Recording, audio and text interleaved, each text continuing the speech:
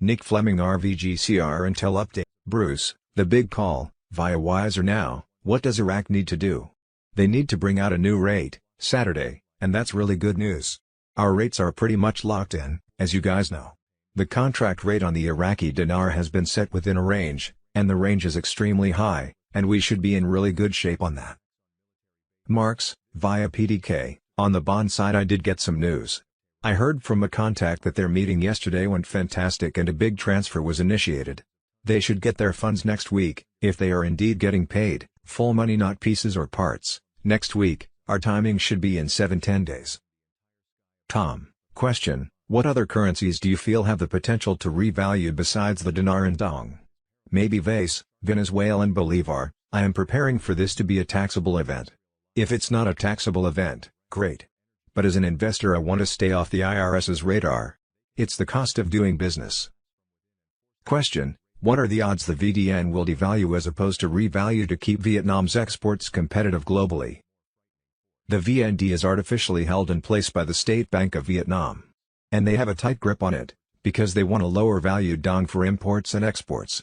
All of that will change on Sept 21st when the FTSE upgrades them to emerging status. Stephen, dinar for dummies, it's been a very exciting week. A lot has happened in Iraq. We have a government formation, which I didn't think was going to happen this week. I thought they were going to push it out probably till June, which has been the case every single year for the last 23 years. There's exciting things going on. This is the most movement, the most amount of things happening, I have ever seen. It's exciting to be watching this in real time. I'm going to say this boldly, what is about to happen in Iraq and what is about to take place when the Iraqi dinar revalues, this has never happened before to this magnitude. It will most likely never happen again. If people want to call you a conspiracy theorist or crazy, and this applies to most of us who hold Iraqi dinar, because that what we're believing and hoping for, that this worthless currency is one day going to be worth a lot more than it is. There has never been something like this that has happened to the magnitude that we are all hoping and expecting it to be. Militiaman, government is one, the banking is two, and they work in conjunction but they're independent. The Central Bank of Iraq is independent. Keep that in mind at all times because that's a fact. The last 48 hours have been genuinely powerful. We've moved from political uncertainty to a seated government while the CBI and economic institutions continue serious EN. The convergences are not random, our future looks really bright. Jeff, now that Iraq has completed the formation of their government and sworn them in, now that the Clarity Act finally got approved because the rate change is right here in front of us, the rate change is 100% done and ready to go. It's going to come reasonably quick. Question, are all countries going to revalue at the same time? I believe the Iraqi dinar is the only currency that's going to revalue. I personally don't believe any other countries are going to revalue at the same time Iraq does. Frank 26, KTFA, Iraq Boots on the Ground Report. Omar, on TV CBI Governor Al-Haq says there are no plans for any rapid revaluation or monetary reform from the CBI. He emphasized they're focused on stability and there's been no mention of changing the rate once the government is seated. Frank, do you have plans for a revaluation? Well, not rapidly. You're a piece of work, aren't you, Al-Haq? 1,300 does not stabilize your currency. It doesn't matter how he plays with words, his days are numbered. Emo, as CBI governor. Paulette, KTFA, Al-Zaidi's government was given confidence, he and the ministers were sworn in at Parliament. The world, especially the US, has been congratulating them on forming the government. Iraq now has a functioning, non-caretaker status, government that can start moving on the Kurd/Baghdad oil and gas laws to regulate the factions and laws to bring all arms in control of the state. Once we see those accomplished and not before, I will start watching what the CBI does. Samson article, PN congratulates Al-Zaidi, we look forward to strengthening bilateral cooperation. Sandy Ingram, investors are asking, will Venezuela's currency, the vase, bolivar, follow in Panama's footsteps and become a success in a short time? After Noriega was removed from power in Panama, the currency increased in value as many had hoped the Iraqi dinar would do, at least by now. This translated into currency profits for those who invested early in Panama's currency. Some analysts are watching Venezuela and even Cuba very closely. And so are we. Venezuela's currency has been devastated by inflation for years. But history shows political change can sometimes create opportunities for currencies to recover in value. The currency update. Global monetary restructuring, frontier markets, and institutional realities, geopolitical shifts and institutional realities in the Middle East. The rapid political developments in Baghdad have injected a fresh wave of speculation into the international currency markets. With the newly formed government of Prime Minister al-Zaidi securing a vote of confidence and officially being sworn into parliament, Iraq has successfully transitioned out of its prolonged caretaker status. Global leaders, including officials from the United States, have extended formal congratulations, signaling international recognition of the new administration. This political stabilization is seen by market observers as a necessary prerequisite for passing critical, long-delayed legislation, most notably the Baghdad Herbal Oil and Gas Law and frameworks intended to regulate domestic factions and centralize state authority over armed groups. However, a stark divergence remains between grassroots investor expectations and institutional policy. While speculative retail groups point to the seated government and recent legislative milestones as catalysts for an imminent, dramatic upward revaluation of the Iraqi dinar, official rhetoric from the Central Bank of Iraq (CBI) maintains a strictly conservative posture. In a recent televised address, CBI Governor Ali al-Alaq explicitly downplayed rumors of a sudden monetary overhaul, reinforcing that the central bank's primary mandate remains exchange rate stability and financial systemic integrity rather than aggressive currency appreciation. Institutional analysts note that despite intense external pressure, the CBI operates as an independent body and any transition away from the current pegged rate would require deep structural reforms, sustainable non-oil revenue growth, and long-term economic stability that goes beyond immediate political transitions. Frontier markets, Vietnam's path to emerging status. In Southeast Asia, the spotlight remains firmly on the Vietnamese dong as institutional milestones approach.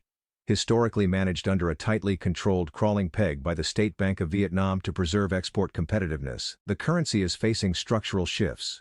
The upcoming review by global index provider FTSE Russell, which could officially upgrade Vietnam from a frontier market to emerging market status by September, is anticipated to fundamentally alter foreign direct investment inflows. Financial analysts suggest that such an upgrade would necessitate greater exchange rate flexibility and capital account liberalization, potentially challenging the central bank's historical grip on the currency and shifting the dynamics of the nation's import-export balance. Latin American precedents and speculative frontiers. Concurrently, risk-tolerant investors are drawing historical parallels between contemporary frontier markets and past monetary recoveries in Latin America. The post-1989 economic stabilization of Panama following major political transitions serves as a historical benchmark for how drastic governance shifts can occasionally catalyze currency rehabilitation and yield substantial returns for early asset holders. This historical precedent has renewed analytical interest in Venezuela. Despite years of severe hyperinflation and economic contraction, observers are closely monitoring the Venezuelan bolívar and Cuban markets, noting that any eventual, systemic political rapprochement or structural economic overhaul could lay the groundwork for long-term currency recovery, though the path remains fraught with extreme macroeconomic volatility. Conversation with Gemini Viet Noi Dung Tiep Theo Cho Ban Tien, So Bang Tieng An Kong, Ko Bang So Liu Va Viet Theo Phong Kashwan, Bai Bao Chin Thong. Nick Fleming, RVGCR. Until update, Bruce. The big call, via Wiser. Now what does Iraq need to do? They need to bring out a new rate Saturday, and that's really good news. Our rates are pretty much locked in. As you guys know, the contract rate on the Iraqi dinar has been set within a range, and the range is extremely high, and we should be in really good shape on that marks via PDK on the bond side. I did get some news. I heard from a contact that their meeting yesterday went fantastic and a big transfer was initiated. They should get their funds next week. If they are indeed getting paid full money, not pieces or parts, next week our timing should be in 7-10 days. Tom question: what other currencies do you feel have the potential to revalue, besides the dinar and dong, maybe Vasa Venezuela and Bolivar? I am preparing for this to be a taxable event. If it's not a taxable event, great, but as an investor I want to stay off the IRS's radar. It's the cost of doing business. Question: what are the odds the VND will devalue as opposed to revalue to keep Vietnam's exports competitive globally? The VND is artificially held in place by the State Bank of Vietnam, and they have a tight grip on it because they want a lower valued dong for imports and exports. All of that will change on September 21st, when the FTSE upgrades them to emerging status. Stephen Dinner for Dummies. It's been a very exciting week. A lot has happened in Iraq. We have a government formation, which I didn't think was going to happen this week. I thought they were going to push it out probably till June, which has been the case every single year for the last 23 years. There's exciting things going on. This is the most movement, the most amount of things happening I have ever seen. It's exciting to be watching this in real time. I'm going to say this boldly: what is about to happen in Iraq and what is about to take place when the Iraqi dinar revalues. This has never happened before to this magnitude. It will most likely never happen again if people want to call you a conspiracy theorist or crazy, and this applies to most of us who hold Iraqi dinar, because what we're believing and hoping for, that this worthless currency is one day going to be worth a lot more than it is. There has never been something like this that has happened to the magnitude that we are all hoping and expecting it to be. Militiaman government is one, the banking is two, and they work in conjunction but they're independent. The Central Bank of Iraq is independent. Keep that in mind at all times, because that's a fact. The last 48 hours have been genuinely powerful. We've moved from political uncertainty to a seated government. While the CBI and economic institutions continue serious and the convergences are not random, our future looks really bright, Jeff. Now that Iraq has completed the formation of their government and sworn them in. Now that the Clarity Act finally got approved, because the rate change is right here in front of us, the rate change is 100% done and ready to go. It's going to come reasonably quick. Question: are all countries going to revalue at the same time? I believe the Iraqi dinar is the only currency that's going to revalue. I personally don't believe any other countries are going to revalue at the same time. Iraq does. Frank 26. KTFA Iraq Boots on the Ground Report. Omar on TV. CBI. Governor Ulaq says there are no plans for any rapid revaluation or monetary reform from the CBI. He emphasized they're focused on stability and there's been no mention of changing the rate once the government is seated. Frank, do you have plans for a revaluation? Well, not rapidly. You're a piece of work, aren't you? Ulaq 1300 does not stabilize your currency. It doesn't matter how he plays with words. His days are numbered. Demo. As CBI Governor, Palet KTFA Al-Zaidi's government was given confidence. He and the ministers were sworn in at Parliament. The world, especially the US, has been congratulating them on forming the government. Iraq now has a functioning non-caretaker status government that can start moving on the Kurd/Baghdad oil and gas laws to regulate the factions and laws to bring all arms in control of the state. Once we see those accomplished, and not before, I will start watching what the CBI does. Samsung article. PN congratulates Al-Zaivi. We look forward to strengthening bilateral cooperation. Sandy Ingram investors are asking, will Venezuela's currency, the V's, believer, follow in Panama's footsteps and become a success? In a short time after Noriega was removed from power in Panama, the currency increased in value as many had hoped the Iraqi dinar would do, at least by now. This translated into currency profits for those who invested early in Panama's currency. Some analysts are watching Venezuela and even Cuba very closely, and so are we. Venezuela's currency has been devastated by inflation for years, but history shows political change can sometimes create opportunities for currencies to recover in value. The following is a continuation of the provided briefing transcript, structured and written in the analytical style of a formal, mainstream financial journalism article. The currency update. Global monetary restructuring, frontier markets, and institutional realities. Geopolitical shifts and institutional realities in the Middle East. The rapid political developments in Baghdad have injected a fresh wave of speculation into the international currency markets. With the newly formed government of Prime Minister Al-Zaidi securing a vote of confidence and officially being sworn into parliament, Iraq has successfully transitioned out of its prolonged caretaker status. Global leaders, including officials from the United States, have extended formal congratulations, signaling international recognition of the new administration.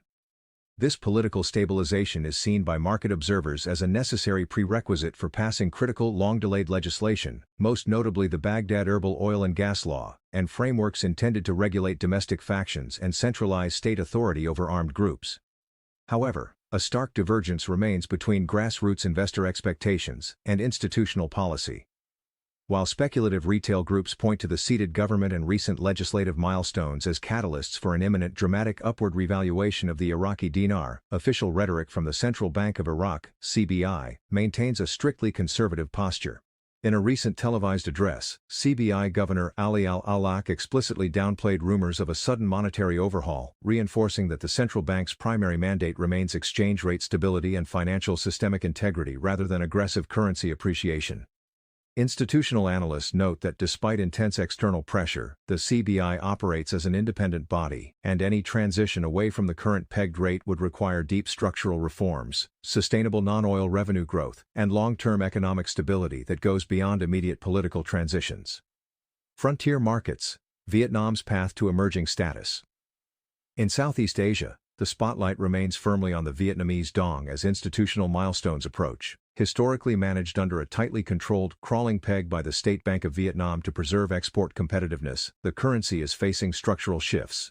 The upcoming review by global index provider FTSE Russell, which could officially upgrade Vietnam from a frontier market to emerging market status by September, is anticipated to fundamentally alter foreign direct investment inflows.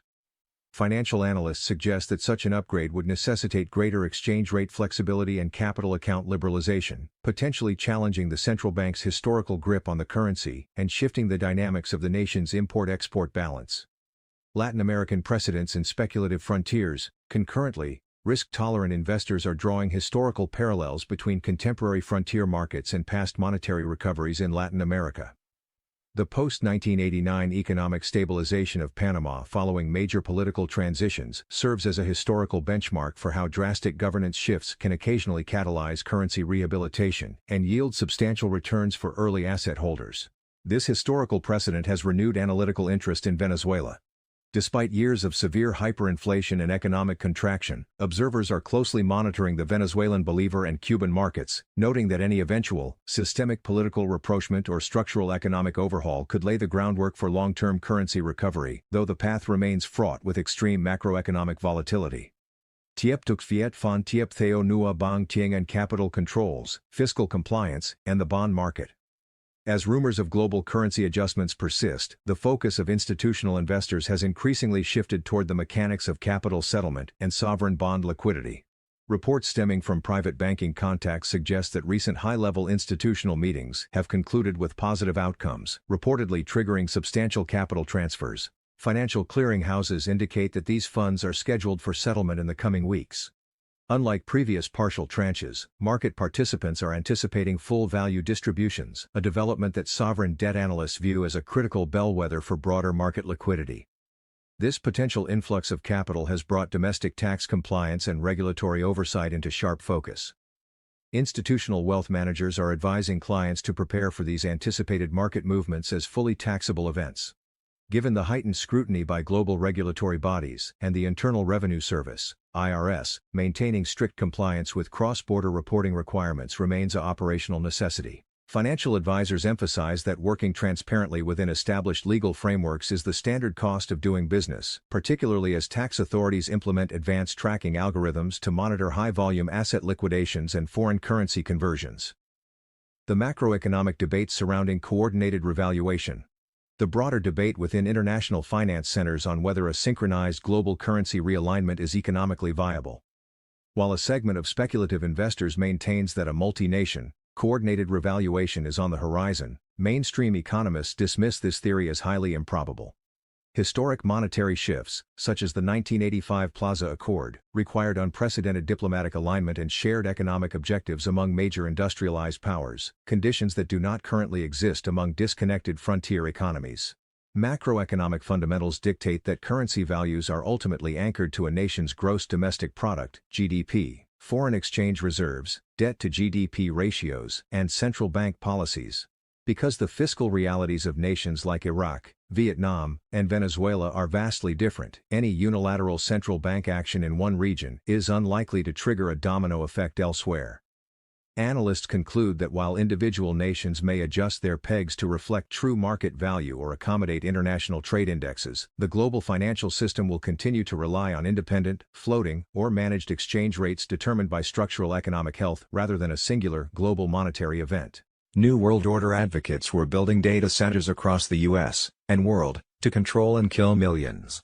The mark of the beast was already decreed in the UK. What was believed to be a cloned King Charles recently announced, "My ministers will proceed with the introduction of digital ID." Julian Assange explained the silent manipulation of digital history, warning that centralized internet archives now possess the power to erase, alter and control humanity's collective memory in ways most people never imagined possible. This Illuminati deep state's control over our memory, money, lives and future has been going on for a very long time using their adept knowledge and application of mind control techniques through homage to Satan. In 1994, 160 nations agreed to reduce the world population to 800 million by 2030, The goal of the Illuminati deep state cabal global elites in their New World Order plan to rule over all of the people. They would do it through mind control. Cuba was a prime example of how to control a population. Top Democrats like Obama, Nancy Pelosi, Barb Early of California, Ilhan Omar, Jonathan Jackson of Illinois and Congresswoman Dewa Pramila Jayapal, chair of Congressional Progressive Caucus, have visited Cuba many times to meet with Fidel Castro and learn how to implement communism into the U.S. Declassified CIA documents have revealed a covert psychological warfare program present in the U.S. since at least the end of World War II. It was designed to drug entire populations using food, water, vaccines and everyday items. This was the authentic MKUltra exposed in full, with the battle for control over human minds raging from years past straight into 2026. And most had no idea of its negative influence on society yet because we have been mind-controlled by a paid-off mainstream media that no longer had a clue, nor meaning of a free press. Yet behind the scenes, we were experiencing the greatest transfer of wealth and greatest military sting in the history of the world. President Trump had already returned America to concepts of the original Constitution in a restored republic based on common law. China, too, had been under control of the UK deep state. With Trump's visit and a global currency reset giving them sovereignty to their own monies, China just declared themselves separated from the UK, Vatican and now defunct US Incorporated. We the people were no longer the cabal's debt machine. Soon temporary martial law would rule across every nation. You were advised to secure food, cash and essentials for 10 to 12 days of a possible worldwide lockdown and communication blackout while Trump's global military alliance finished making mass arrests across the world. Trust the plan, God's plan. This was a new beginning. After 10 to 12 days of communication darkness, the world would never be the same. There would be a new republic, economy, and legal, health, political, and education systems. Overnight Thursday, May 15, 2026, President Trump pulled the trigger as he posted this bombshell: "Arrest Obama the traitor." The question for Trump's global military alliance was, where was Obama? Here. There. Everywhere. In hiding. In Canada. In Ukraine. In the ground at Gitmo. In his mansion basement listening to conversations in the Oval Office. Very confusing. Yesterday, Thursday 15, I posted that it had been confirmed directly from Gitmo records that in February 2026 Obama had undergone a military tribunal, was convicted of treason and hanged, among many other deep state elites.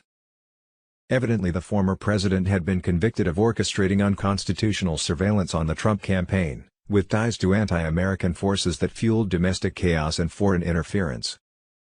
Very confusing.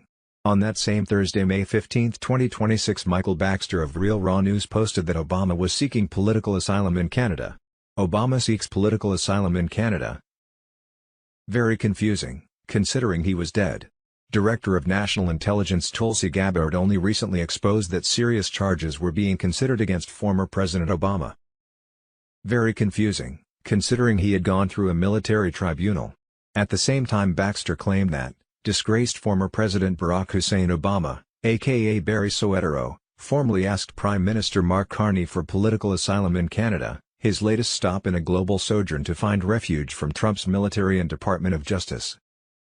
Very confusing since the White Hats have fruitlessly hunted Obama since early 2021. Each time they thought they'd caught him, the target turned out to be a body double or clone. Of all the deep state prey White Hats have pursued, Obama has been the most elusive, an ethereal gossamer able to simultaneously appear at multiple places across the globe. As Obama shook hands with Carney in Toronto on May 8, he was also addressing a class of 2026 high school graduates at a Chicago high school. Perplexingly, legacy media, which includes Fox News, never addressed how Obama concurrently surfaced in Chicago and Toronto.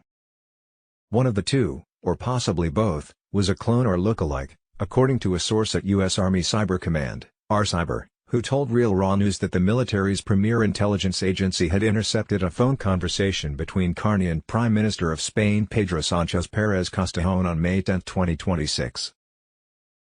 On the call, Carney told Pérez Castejón that Obama had approached him for help in evading dragnets cast by the U.S. military and Justice Department.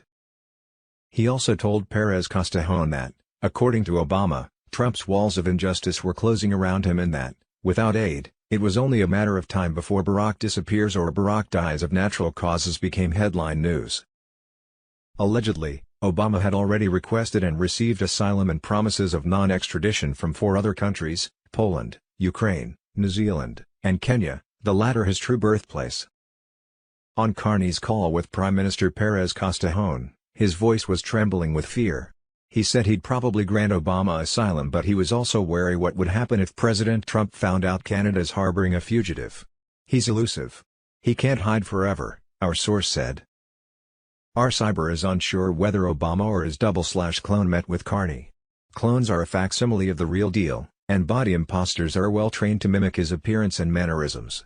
The only way to know with 100% certainty is to examine his feet and genitals, or lack thereof.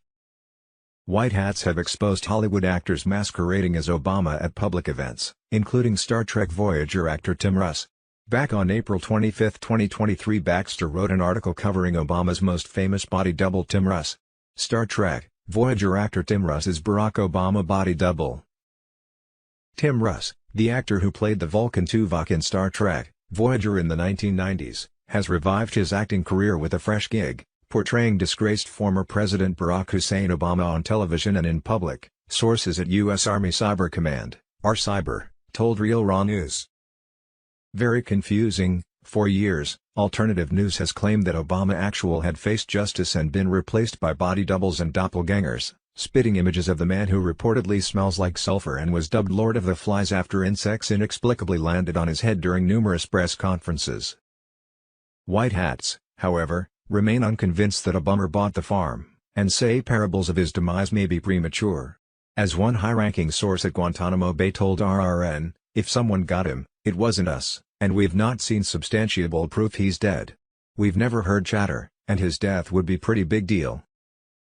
Irrespective of whether the Dark Lord is upright or planted horizontally in the ground, he has found an ally in Russ, who, sources say, recently played the part of Obama at a speaking event in Sydney, Australia, where 9,000 people paid $900 to hear him and man-wife Michael Robinson praise Aussie gun control laws, blast President Donald Trump, and tout construction of his Obama Presidential Center in Chicago. Russ and Obama have similarities: facial structure, complexion, nose angle, length, and width. They also share a similar enunciation. Obama has bigger ears, but Russ wears prosthetics, as he did to look Vulcan in Voyager, when impersonating him. They are in the same age bracket, Russ 66, and Obama 61, and have identical hair texture, though Russ, the dossier said, dyed his to match Obama's shade of gray. Russ wears elevated shoes to account for their difference in height. Obama is 3 inches taller than Russ. The dossier alleges that Russ has been obsessed with Obama since at least 2014. A then 57-year-old Russ petitioned his agent to secure an audition for South Side with You, a 2015 film, entirely fictitious. By the way, about a young, love-struck Obama wooing Michelle on a first date across Chicago. Told he was too old to play the part, Russ argued he could beat age through CGI and play a convincing Barack Hussein Obama. The CIA papers don't say why they need actors to imitate Obama, but clearly say they approached Tim Russ last year. They mention putting Russ through rigorous training so that even astute observers wouldn't be able to tell he wasn't Obama unless they were right up in his face. They taught him to walk, talk, and act like Obama, just like they taught actor Arthur Roberts to pretend to be Joseph Biden. Tim Russ is the new Hussein Obama, our source said. The CIA has a way of making the news very confusing. They appear to be experts at it, but Trump didn't appear confused at all. He hasn't allowed Obama in the White House since his inauguration. March 16, 2026, Obama denied access to White House, Trump, after Obama Foundation sends letter, "The Honorable Barack Obama must speak with President Trump personally." By the way, after Trump took office, he had security do a complete remodel of the Oval Office, White House and other federal buildings after they found Obama had the White House completely wired. Gitmo records show the following: arrested and executed November 2025, Hillary Clinton, late 2025, James Comey, John Brennan, other intelligence operatives. December 2025, Anthony Fauci, early 2026, Bill Gates. February 2026, Barack Obama, Nancy Pelosi, Mitch McConnell. March 2026, Joe Biden, Kamala Harris, George Soros, Boy George, George Clooney, George H. W. Bush, George W. Bush, Glenn Dubin. Ghislaine Maxwell arrested and serving life in prison. The above seemed hard to believe, until you dig into alternative news articles written around the time of the fraudulent 2020 election. Apparently for years the Democratic Party and some Republican political elites have been working in cooperation with the Chinese and other communist parties to overthrow the U.S. government and set up a new world order. Below was an article I wrote in December of 2020 exposing Obama, Biden and FBI Director Haspel activities and their suspected collusion with foreign powers including the Chinese Communist Party to overthrow the election. A2s. December 1, 2020 Obama, Biden, CIA Director Gina Haspel evidently arrested for espionage, voter fraud. Evidently former President Barack Obama has been arrested in Hawaii and charged with espionage according to an announcement by Assistant Attorney General for National Security, John C. Demers on Saturday, November 28, 2020. That same day Obama's former VP Joe Biden began wearing a boot that could hide an ankle bracelet, although he claimed the boot was due to an ankle injury. 2 weeks ago CIA Director Gina Haspel was captured and detained on charges of election fraud, and said to be spilling the beans on Obama and Biden. Obama, Biden and Haspel were suspected of colluding with foreign powers including the Chinese Communist Party, plus promoting the use of election fraud, to put the socialist-leaning and compromised Biden/Harris ticket in power, overtake the U.S. government and establish a new world order. Obama's complaint alleged that the former U.S. president compromised U.S. security by conspiring with a business partner and former CIA agent to give U.S. government classified information to high-up Chinese intelligence officials in the People's Republic of China, PRC. Biden was reported to be under house arrest for compromising U.S. security by conspiring with a foreign power to interfere with a U.S. election. Although, Biden was quite upfront about his voter fraud on national TV, saying right before the election that he had compiled the most extensive voter fraud organization in the history of politics.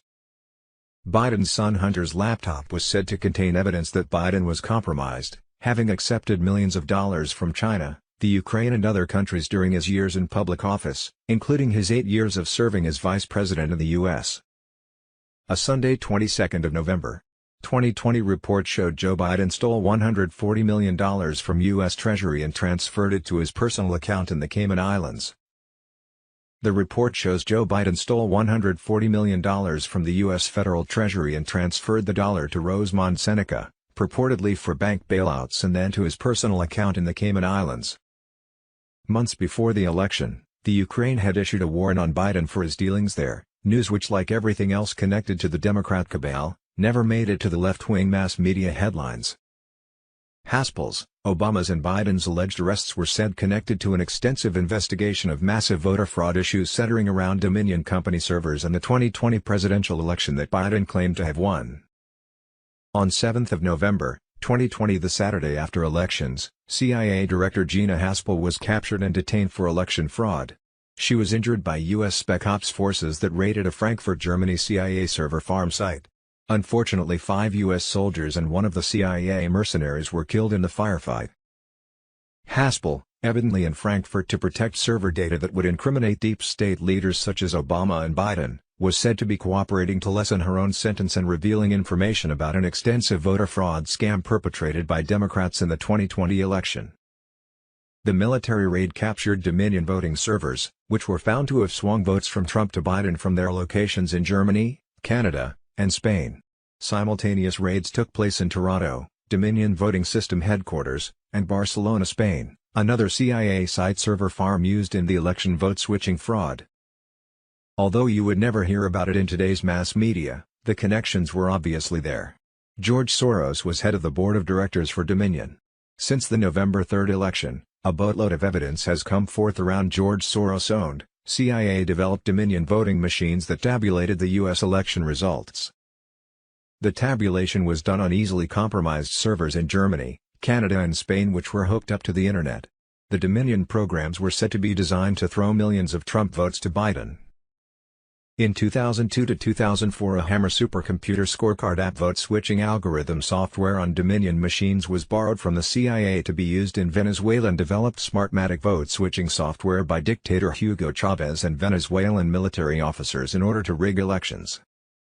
On Saturday morning, November 28, 2020, Obama's criminal complaint was unsealed by Demers, U.S. Attorney for the District of Hawaii Kenji M. Price, Assistant Director of the FBI's Counterintelligence Division Alan E. Kohler Jr., and Special Agent in charge of the FBI's Honolulu Field Office Elias Miranda. A judge has imposed a media blackout in the U.S. on news about the arrest, but Canadian outlets like Conservative Beaver and a couple of Spanish-speaking newspapers were not subject to those rules and have reported on the high-profile arrest. Under direction of General Michael Flynn, mass arrests were continuing on over 209,000 sealed indictments filed in federal courts across the nation since President Trump took office. On Wednesday, 25th of November, 2020, Flynn began executing high-level arrests overseas and was presently after pedophiles in the Netherlands, the New World Order and Council of Foreign Relations headquarters, where recently, a lot of planes have mysteriously crashed. Henry Kissinger and others have been ousted from the Council of Foreign Relations. Military rendition flights were all over the U.S. It was said that hundreds of treasonous actors were being extracted, put onto flights and interrogated until they turned, with an emphasis on finding evidence of voter fraud. These military flights were increasing in preparation for potential Antifa violence and RV release security. Apparently for years the Democratic Party and some Republican political elites have been working in cooperation with the Chinese and other communist parties to overthrow the U.S. government and set up a new world order. Trump and the White Hats of the alliance set up the 2020 presidential election as a sting to catch these bad guys in treason, with intelligence gathered by the Kraken. The Kraken was the nickname of the 305th Battalion Military Intelligence Corps located at Fort Huachuca, Arizona. It provided electronic warfare and signals intelligence, SIGINT. The 305th consisting of 6 companies, HHC, Alpha, Bravo, Charlie, Delta, and Echo. On Wednesday morning, November 4, 2020, right after the election, the Department of Defense, 305th Battalion and NSA began recording real-time fraud evidence of vote switching from all 6 battleground states, GA, PA, MI, Y, Oz, NV, in a blockchain tech ledger that was unhackable and undeletable.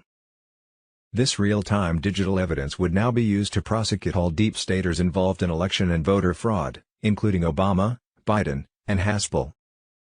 Page 9 of Sidney Powell's federal lawsuits filed in Georgia and Michigan. Midnight Wednesday, 25th of November, 2020, the Dominion software was accessed by agents acting on behalf of China and Iran in order to monitor and manipulate elections, including the most recent U.S. general election in 2020.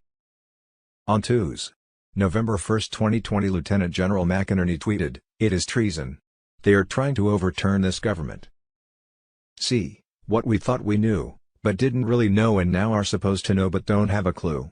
With clones, doubles, made-up movies Hollywood style and Trump's military alliance throwing more popcorn at us, it gets so confusing." Friday, May 15, 2026, HHS RFK Jr. has confirmed foreign NIH traders have been caught smuggling deadly African hemorrhagic fever viruses into America as per White Coat Waste Project. Fauci holdovers are covering it up to unleash the next pandemic. Shut these bioweapon labs down. Martial law on Telegram.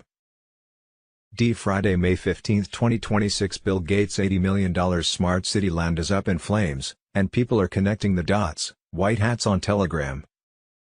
Years ago, Bill Gates quietly secured 24,000-plus acres in Buckeye, Arizona, desert land tied to a future AI-controlled smart city. Now, that same region is on fire. Not a small brush fire either. A fast-moving blaze is tearing through the area, forcing evacuations and locking everything down.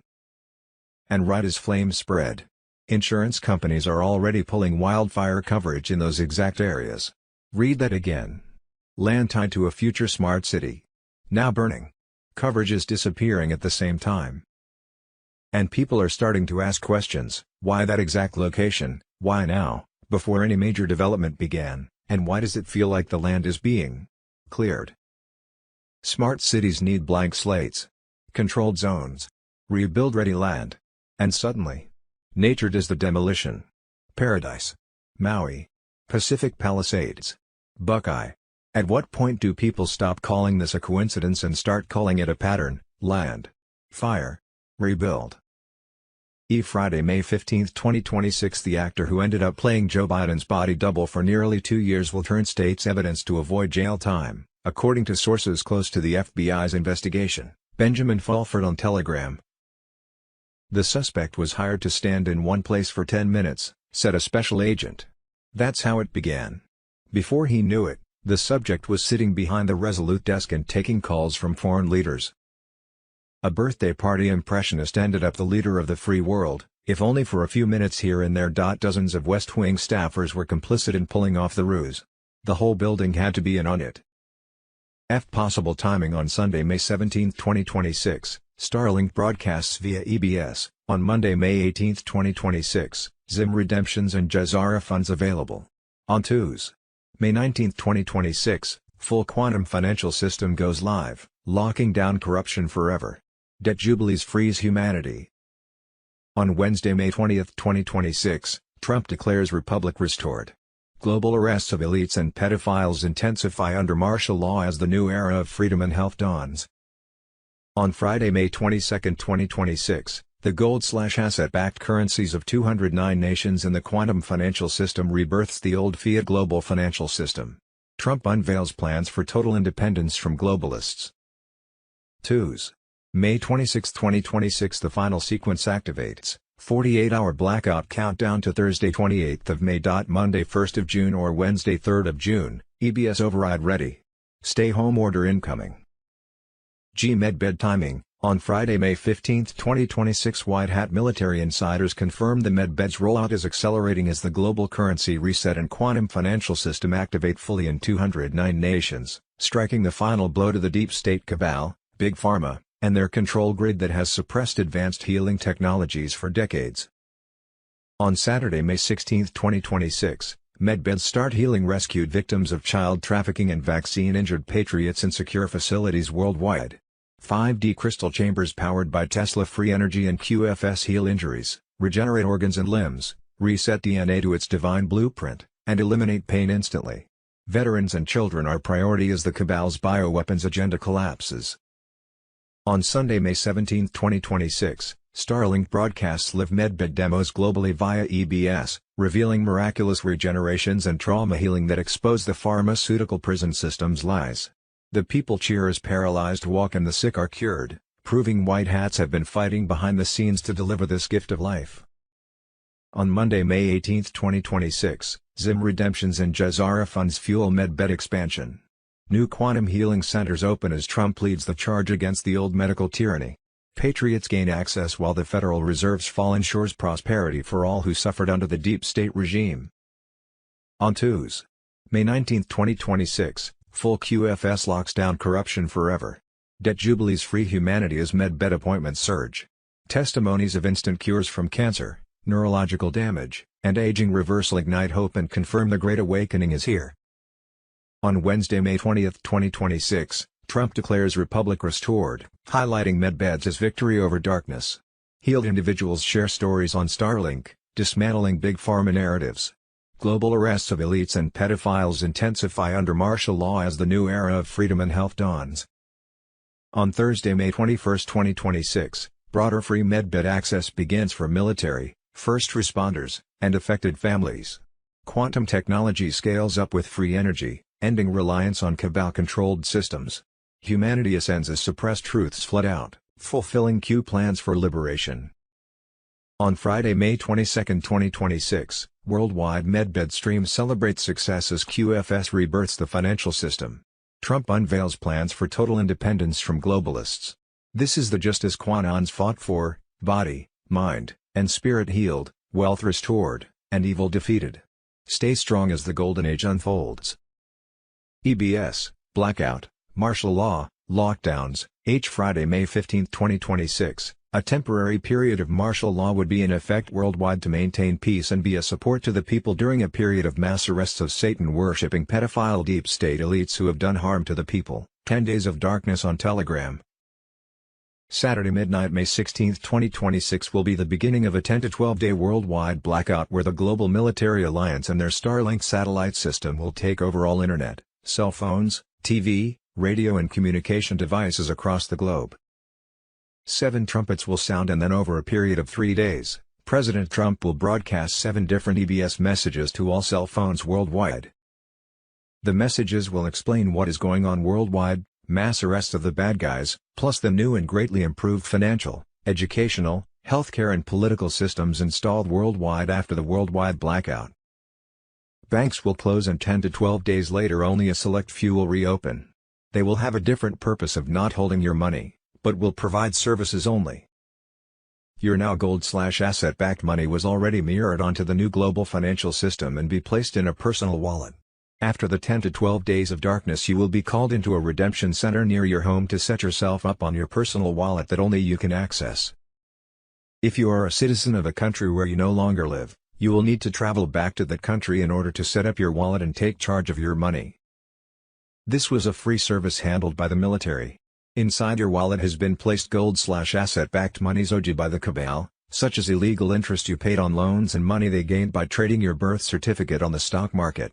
This money varies depending on the country in which you are a citizen and live. During a 10 to 12 day transition period, ATMs, credit and debit cards won't work in order for everyone to switch over to the new global financial system. It is strongly advised to draw cash out of your bank right now to tide you over for the 10 to 12 day period. It is also advised to store food and essentials to provide for your family and neighbors during this transition period. The military will be handing out food and essentials for those not prepared. Be aware that there may be a time period where planes will be grounded and trains and buses won't be working in certain areas in order to protect people during mass arrests. Global Currency Reset, Thursday, May 14, 2026. Bruce, since Wednesday 13th of May and to Monday 18th of May bondholders and their paymasters were traveling, 3 jets per hour, to and from Reno for 22 out of 24 hours. Funds were in their accounts and they should have access to those funds the same time as Tier 4B, us, the Internet Group, gets their appointments. Iraq was set to bring out their new rate Friday or Saturday 15, May 16, 2026. On Thursday 14th of May Redemption Center leaders had a conference call that told them to get ready for Tier 4B appointments within 48 hours. That meant by Saturday 16th of May. A source said that everything kicks off this weekend and Tier 4B should be notified this weekend to set appointments, which could start immediately. Tuesday, May 12, 2026 midnight window opening, all systems go. Tier 4B redemption centers on standby. GCR and RV accelerate with gold-backed currencies in nations. Trump eliminates the Federal Reserve debt system restoring prosperity with tariffs and new policies. Emergency broadcast system on Telegram. Friday, May 15, 2026, the chairman of the privately owned Federal Reserve has resigned. The Fed is dead, along with the privately owned Federal Reserve fiat US dollar. The new Federal Reserve head functions under the People's U.S. Treasury. The gold-backed, quantum-verified U.S. Treasury note has already been loaded into accounts you don't even know you have yet. Brief blackout period secures infrastructure. Banks transition to the biometric quantum financial system with no more fraud. Friday, May 15, 2026 Tier 4B notifications have started 72 hours ago, Tuesday, May 12, 2026, Redemption Center staff were activated across 12 states. Biometric verification terminals are online. The QFS ledger synchronized to the new ISO 20022 protocol on May 6 at 3 o'clock UTC. Internal Treasury Ref, QFS Sync 2026-0506 Alpha, the MAGA King on Telegram. Friday, May 15, 2026 Jazar Article 19, live. The debt cancellation routines are in progress. Mortgage, student loan, credit cards. The algorithm is calculating what was robbed from you with unlawful interest since 1971. All the dollars owed back to you are being coded into your QFS wallet right now, the MAGA King on Telegram. Saturday, May 16, 2026 possible kickoff for exchange/redemption appointments. Saturday, July 4, 2026 Independence Day rollout, payouts, for the general public, are scheduled to begin immediately following the 4th of July, Donald J. Trump on Telegram. Friday, May 15, 2026, boom. Exposing the lie, they owe you $495,000, the U.S. debt clock, hidden wealth, and the silent financial coup. I'll save the children. Friday, May 15, 2026, Justin Bieber reveals Jim Carrey died of Kuru after years of child meat parties in Hollywood. According to Justin Bieber, the real Jim Carrey is dead. He died after years of taking part in depraved rituals and consuming forbidden substances tied to the elite's most degenerate practices. Bieber says the man people see today isn't the original Carrey anymore. And he says he's got the receipts. The Great Awakening now on Telegram. Friday, May 15, 2026, All pedophiles involved with Jeffrey Epstein will be taken to Gitmo to be executed by the military on the orders of the President of the United States, Donald Trump. Emergency broadcast system on Telegram. Friday, May 15, 2026, WikiLeaks bombshell: Obama ran a pedophile ring out of the White House, military operation, rescuing the innocent, the leaked email that set the world on fire. Kevin Annett exclusive interview on The Atwood Show. The higher purpose: Kevin Annett's deep story and spiritual encounters, alongside 4 of his fallen friends. Saturday, May 16 at 11 a.m. Pacific, 2 p.m. Eastern, 7 p.m. UK time, based on the book Fallen, the story of the Vancouver Four. Fallen is a personal reflection concerning the lives of 4 men known to the author, all of whom died of probable foul play. The 4 were all survivors of the murderous Indian residential schools of Canada, where over 500,000 children went missing. Many more Native children were tortured and abused by church and state with a goal to eliminate the Indian tribes so they could confiscate their oil/mineral-rich lands. The survivors lived in the poverty-stricken downtown east side of Vancouver. The author came to know them intimately as they shared their stories with him and helped to publicly expose the horrors of the state and church-run residential schools. And Friday, May 15, 2026, 500, that's how many times her name had shown up in the Epstein files. 500. It began when she was 14. Today she sat in a chair, 2 miles from his mansion, and told Congress what the Department of Justice did to her. QFS Redemption Center on Telegram. They didn't release his clients. They handed out her name, her social security number, the things they did to her body when she was a kid. 500 times. Within downloadable public documents. The abusers. Sealed. Yesterday in Palm Beach, 5 survivors spoke. Not in private. Not in censored transcripts. On screen. And they said what no one in power wants to hear: half the files were not released. Half. Names you have seen. You know about flight logs. You think you know the list. You don't. What they want you to see is what was released. The other half is what ends careers. Ends dynasties. Ends the illusion that your government protects children. In 2007, DOJ made a secret deal. Agreement not to prosecute. Gave the girls away. The men stood guard. Exposed the kids. Defended the billionaires. 18 years later and the same system is still running. Congress was addressed by one survivor, saying 4 words: I bet the FBI knows. They know it. They have always known. The files are there. The names are there. Here's the video. The question was never a matter of if. The question is WHO ordered them sealed. And why that person is still breathing fresh air. Oh, Friday, May 15, 2026, Russian soldiers are describing finding children with fragile, emaciated bodies hooked up to intravenous drips while their bodies were expertly drained of blood and adrenal fluid for the global adrenochrome trade, Mr. Poole on Telegram.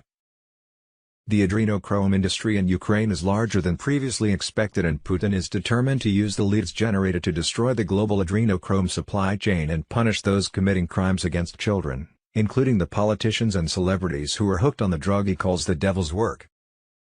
According to a member of the adrenochrome task force, these factory farms are the sites of ritual sexual abuse, physical degradation and psychological torture. You know, I thought I'd seen it all. I've been in combat for years, seen comrades fall, dealt with the worst humanity has to offer. But nothing could prepare me for what we found in Donetsk. We were told we'd be liberating children. I didn't understand the scale of what that meant until we got there. We were clearing out this complex, a grim place. Like a gulag or a Nazi death camp, but worse. Much worse. The walls were gray, cold, and damp. The air. It stank of decay and something nauseating. Something I can't describe. And then we found them. The children. They were like ghosts. Skin and bones. Their bodies, they looked so fragile, almost transparent. I could see the outlines of their ribs, every bone in their tiny hands. They had tubes coming out of them, tubes that drained their blood, their adrenal fluids. For what? For some sick trade, some twisted demand from the West. There were hundreds of them, just lying there in these rows of metal cots. No blankets, no warmth. They didn't even flinch when we burst in, no fear, no hope. Just emptiness in their eyes. Some were too weak to even look at us. They were so used to the pain, the torment, they didn't even react. And the worst part? The youngest. Some of them couldn't have been more than 2 years old. Babies, really? We found out later that they were bred for this. Raised in captivity, like livestock, just to be drained of everything that made them human. The ones they couldn't sell, the ones who weren't pretty enough or obedient enough, were sent to these farms. Farms. As if that's what you could call those hellholes. What we think we know as of Saturday, May 16, 2026 : Friday, May 15, 2026 Voter fraud. Wisconsin. In 2021, 119,283 active voters in Wisconsin were registered to vote for over 100 years. 569,277 voters had a January 1, 1918 registration date, amounting to 1 out of every 14 voters in the system. 115,252 of them voted in the 2020 election. How much do you want to bet that every single one of them voted for Joe Biden? The 2020 election was stolen. Pastor Bob Joyce, Elvis, on Telegram. Friday, May 15, 2026. Breaking: CIA whistleblower detonation. Senate testimony explodes as Fauci's COVID narrative collapses. The lab leak cover-up was intentional. Friday, May 15, 2026. Mossad agent confesses on deathbed, Israel killed John Lennon. A Mossad agent has confessed his role in the assassination of John Lennon in 1980 as part of a joint agency operation to protect the elite pedophilia and blackmail web. He says by 1980 Lennon had become a liability to people operating far above governments, record labels, and intelligence agencies. QFS medbeds live on Telegram. Friday, May 15, 2026. Spying scandal erupts. CIA accused of taking back 40 boxes of JFK and MKUltra files that Tulsi Gabbard was reviewing for declassification. Friday, May 15, 2026. Exposed: the biggest lie ever. Your birth certificate bond is worth billions, but you own nothing. Friday, May 15, 2026. Must see: Trump's right to try act exposes Big Pharma. Ivermectin and fenbendazole save lives while the elites hide the cure. Satan's plan to control the people. Q. Friday, May 15, 2026. CIA MKUltra bombshell. Declassified docs reveal plan to drug and control the population. Psyops to sedate the masses. 107, JFK Jr., on Telegram. Declassified CIA documents have revealed a covert psychological warfare program intended to drug entire populations using food, water, vaccines, and everyday items. This is the authentic MKUltra exposed in full, with the battle for control over human minds raging from years past straight into 2026. Project Artichoke formed the initial blueprint for these civilian-targeted operations. Initiated in 2021 under the CIA's Office of Scientific Intelligence, the effort prioritized weaponized control of the mind over any defensive purpose. It involved testing on soldiers, prisoners, mental patients, unknowing civilians, and political targets. Objectives centered on erasing memories, forcing confessions, inducing anxiety, paranoia, helplessness, and amnesia while developing sleeper agents who would act without awareness. The strategy emphasized hiding drugs and common substances like food, water, alcohol, cigarettes, and medical treatments including vaccinations. Declassified pages contain the direct quote that this type of drug should be capable of use in standard medical treatments such as vaccinations and shots.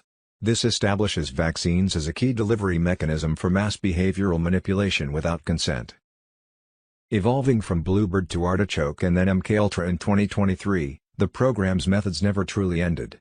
They were refined and integrated into modern structures. Today in 2026, they manifest as mental health programs, pharmaceutical dependencies, social media influence, and compliance campaigns.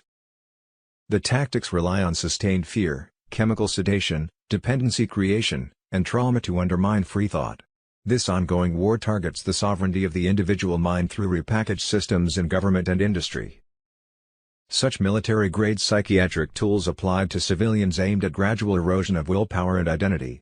The vaccine component explains aggressive pushes for mass injections and suppression of dissent in favor of enforced obedience. In 2026, the government and Big Pharma nexus sustains these efforts with digital tools and behavioral initiatives to keep populations dulled yet submissive. This biochemical psyop represents a silent assault on autonomy and resistance. The fight remains to reclaim independent thought from deep state control mechanisms. Our Friday, May 15, 2025. Nick Shirley went to investigate Cuba and talk to the local people, the final red pill on Telegram. He was told the government gives every citizen a little ration booklet for food. One person has eggs in a year. People have to wait years to eat a piece of chicken. The government controls how much food they get and they're like, this is horrible. We haven't even had eggs in a year. Takes years to get to eat a chicken. Like stuff that you wouldn't even think about here in the United States. But because of communism and the government controlling what people can actually do and what they can eat, it dictates their entire life. Keep in mind this is what Democrats want to bring here. Karen base and top Democrats would literally go listen to political speeches in Cuba. Nancy Pelosi and a large group of House Democrats go with Barack Obama to Cuba. Barbara Lee, Congresswoman, DCA, visited Cuba more than 24 times. Met with Fidel Castro multiple times. Pramila Jayapal, Congresswoman, DWA, Chair of Congressional Progressive Caucus, recent trips in 2024 and April 2026. Ilhan Omar also went to Cuba. Jonathan Jackson, Congressman, DL, went too. This should horrify every American. Friday, May 15, 2026 Hantavirus scam exposed. Here is how the World Health Organization will start another global pandemic, lockdowns and total control again. Final phase alert on Telegram. The World Health Organization orchestrated a panic operation around the MV Honduras hantavirus outbreak to test new control mechanisms on sovereign nations and American citizens. In Tenerife, officials stood near buses with open doors beside passengers in full PPE and masks. This spectacle shows the globalist hierarchy with bureaucrats above the rules and citizens locked down below. Tedros Adhanom Ghebreyesus directed the effort, turning a small rodent-linked Andes strain incident into an emergency. 3 died. A handful tested positive, yet most showed no symptoms. The WHO imposed evacuations, flights, quarantines, and tracing matching their COVID strategy to reclaim power stripped by President Trump. The ship left Argentina in early May 2026. Cases linked to rodent exposure. Hantavirus spreads through droppings and saliva, requiring close contact for human spread, not airborne. Ignoring this, the WHO pushed panic, sending experts, enforcing transfers, and confining tourists in buses while officials remained free. Deep state networks refused ports and directed the ship to Tenerife for impact. Authorities deployed cordons and hazmat teams. Americans faced extra monitoring upon return, using an asymptomatic case to spark headlines and prepare for restrictions as Trump pushes America first. Hantavirus poses low risk per CDC, with no widespread transmission. Yet the WHO advances the pandemic treaty for global override powers. Trump resists their control, so they create fear for funding and surveillance leading to digital IDs. The Tenerife bus scene highlights arrogance like in COVID. Insiders with U.S. holdovers pushed quarantines and leaks. This builds on simulations to exploit the pathogen for power. Globalists target sovereignty using this crisis to regain leverage lost under Trump. Billions flow to Big Pharma via WHO for research and preparedness. Evacuations concluded but monitoring persists. The operation tested compliance among nationalities and gauged reactions. It bridges to future scares while deep state undermines Trump policies. Patriots see the scam. Trump dismantles the bureaucracy. Sovereignty prevails over globalist health control attempts. Medbeds, Friday, May 15, 2026, huge update. U.S. military medbeds now healing thousands of patriots nationwide. Quantum Restorative Health Systems Directive, QRHS, mandatory training, Mr. Poole on Telegram. The U.S. military medbeds have become fully operational, healing thousands of patriots across the nation. The enforcement phase of the Quantum Restorative Health Systems Directive, QRHS, is now active. Advanced healing technology previously controlled by the global elite is available to the American people. Access is granted only to the awakened, aligned, and trained individuals. This is confirmed by military sources and the Earth Alliance. Access no longer depends on money or connections but on personal resonance and coherence. President Donald J. Trump planned this restoration years ahead. Before his return in January 2025, he partnered with the U.S. Military Alliance to recover medbed technology from elite facilities in Ukraine, Switzerland, Australia, and Washington, D.C. Powered by zero-point energy and linked to consciousness, these devices now benefit humanity. QRHS Phase 2 is fully underway with medbed centers operational in key states and mobile units ready for rural areas. Facilities feature scalar field chambers for regeneration, NECH alignment rooms, and resonance mapping stations, all under military security. The built-in protection protocol ensures safety by reading intention and resonance. The medbeds stay inactive for those with disjointed minds full of trauma or programming to prevent misuse. Entry relies on frequency alignment through mandatory QRHS training rather than waitlists. Critical training updates this week in May 2026 include expanded alpha recalibration with tachyon therapy, theta recall for trauma release, delta state for organ healing, and gamma training for advanced Patriot healers. Through Operation Lazarus, the system scans and detects aligned Patriots automatically. No applications needed. The rollout has triggered the collapse of the old medical system with Pfizer, Moderna, WHO, and DARPA programs shutting down. Trump and the alliance have returned healing power to the people. Mandatory training protects the process from corruption. Patriots nationwide are completing training to prepare for their medbed sessions and the full restoration of health and the Republic. Friday, May 15, 2026, King Charles just ended freedom in the UK and America is next, Julian Assange on Telegram. While literally sitting on a throne and wearing a crown like some out-of-touch feudal lord from the Dark Ages, King Charles just decreed from on high, "My ministers will proceed with the introduction of digital ID." This isn't voluntary modernization. This is a royal decree for digital serfdom. They'll call it changing how citizens interact with public services. Translation: the government now has complete, total, and immediate autonomy over your entire life. Say something wrong on social media. Medicaid shut off with one keystroke. Criticize the king or his globalist handlers. Food stamps terminated. Starve in silence, peasant. Protest an injustice or speak truth to power. Evicted from public housing overnight. Sleep on the street where you belong. No trial. No appeal. No due process. Just your digital ID flagged and your existence erased from the system. This is the Great Reset, wearing a crown and smiling for the cameras. They've been planning it for years: CBDCs, social credit scores, total surveillance, and now the puppet monarch is reading the script out loud. Britain is the test run. America is next. Resist this digital tyranny or become a slave to IT.